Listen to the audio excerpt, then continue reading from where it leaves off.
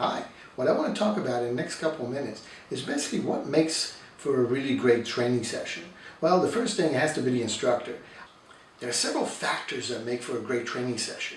One is engaging, and it has to be engaging in the sense that the participants feel the environment that is created, that is engaging in the sense that it's open for discussion. There are no wrong answers, there are no stupid questions, and it's a dialogue that goes back and forth. And that's how really people will end up learning, by actually having that dialogue as opposed to having a person stand up there and present a PowerPoint. The other part, it has to be emotionally powerful, and in essence it has to be emotionally engaging. Very much like their customers, if they're more emotionally engaged in a service drive, then they will spend more money. Storytelling is another factor that creates a really good learning environment.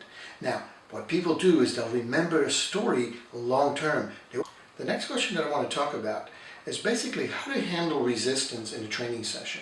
The best way to actually handle it is address it and bring it out. Okay, you seem to be uncomfortable with what we're discussing. Let's talk about it. What is your point of view? And if maybe they do have a better point of view, it's an open discussion and everybody gets to interact and put their input. You squash it, you put it to bed, and you move on with the session. You don't make a big deal about it. It's basically how to handle two different classes. One in a very large group, classroom settings, as opposed to one with a smaller group. And really, what are the differences and how do you make sure that there's a success in both? More effective because you can have more one-on-one dialogue, you can ask more questions, you can tell not really different stories but more detailed stories because you do have more time with smaller groups.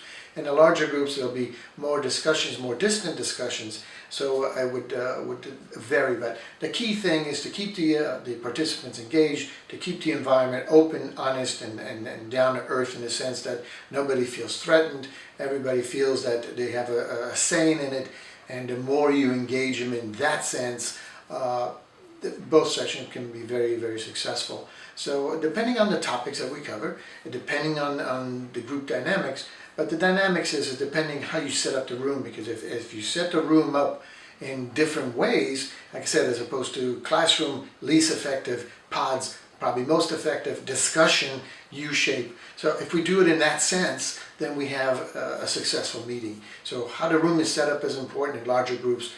In smaller groups, it really doesn't really matter because it's in an intimate environment anyway.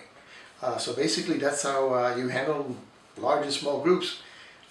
It is certainly not a problem to work with either one of them, and they can both be very successful. Thank you.